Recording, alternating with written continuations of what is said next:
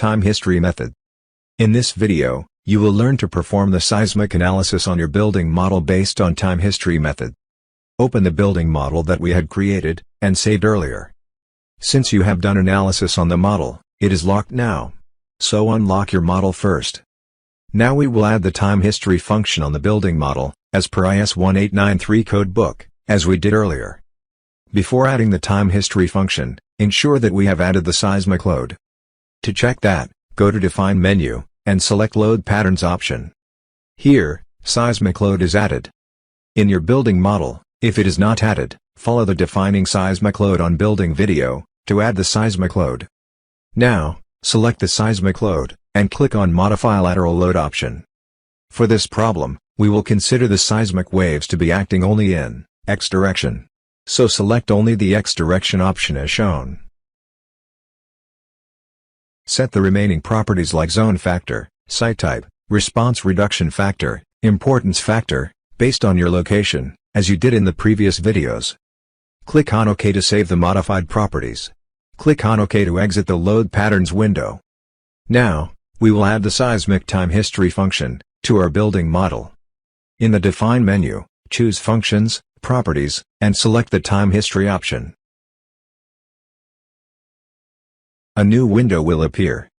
In that window, first select from File option as shown, because we are going to import the time history data file. Click on Add New Function option to create the time history function. Now we are going to import time history data file of the Bhuj earthquake occurred in the year 2001. For your case, you can also download and add any earthquake data file to perform the seismic analysis. Download the file from the link below. Now, go back to the software, and click on the Browse option, to import the time history data file as shown. Select the file you had downloaded, and click on OK.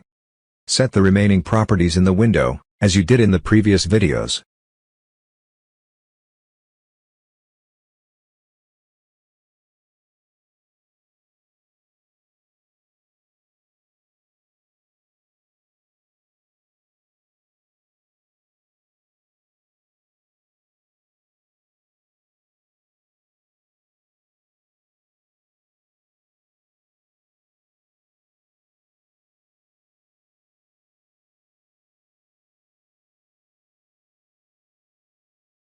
We have now specified all the parameters required to define the time history function. Click on OK to exit the window. We will now set the load case by including the time history function we have just defined. Now, go to Define menu, and select the Load Case option. Since we are performing the time history analysis, there is no need for the response spectrum load case. So, delete the response spectrum load case, as shown. Click on Add New Case option. Name the load case as Time History Function, as shown. Select the load case type as Time History. Click on Add in the Loads Applied dialog box. A new load will be added. Select the Acceleration option from the Load Type drop-down list. Now, select Time History from the function drop-down as shown. Calculate the scale factor value as you had done in a previous lesson, and specify it here. The data file of seismic time history has ground acceleration values only in the X direction. So, there is no need to add another load for the Y direction. Set the remaining properties, as you did in the previous videos. Click on OK. The seismic time history function load case has been defined. Click on OK to exit. In the case of time history function, we need not select any building element to assign the load.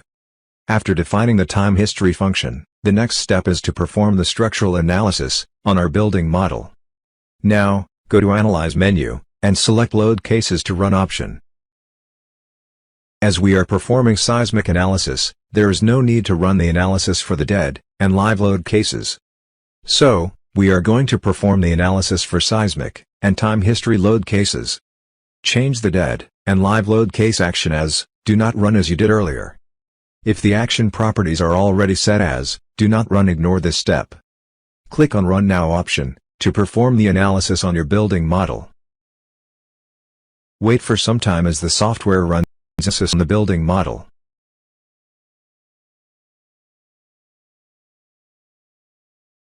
Once analysis is done, the analysis results will be displayed, as shown. By default, the displacement values based on seismic load case are shown in the 3D tab. You can place your cursor over the points on the slabs in the 3D View tab to see the displacement values, as shown. You can use the display menu to check all the available analysis results like shear force, moment and slab stresses, as you done earlier. Now, you will run the structural design on your building model. Go to the Design menu, select Concrete Frame Design option, select Start Design/Check option. Wait for some time as the software runs design on your building model.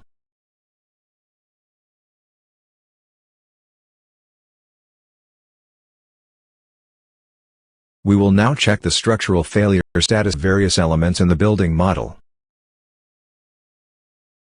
Go to the Design menu, in Concrete Frame Design and select Verify All Members Passed option. A notification appears that all members passed the design check. This completes the structural design of your building model. In case of any failure, increase the cross-section dimensions of the frame members such as beams and columns to redesign the building. ETAB software also provides the complete project report of your building model. You can find all the information about the building model properly mentioned in the project report. Click on the Reports tab from the Model Explorer and double-click on the project report. Double-click on the Summary Report option to view the report.